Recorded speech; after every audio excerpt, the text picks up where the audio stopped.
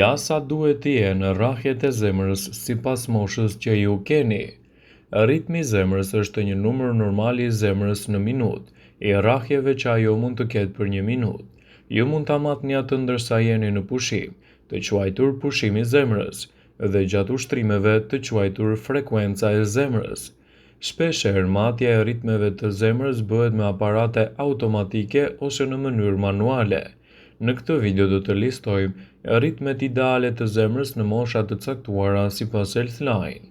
Nga 40 deri në 45 vjeç janë nga 88 deri në 153 rrahje në minutë.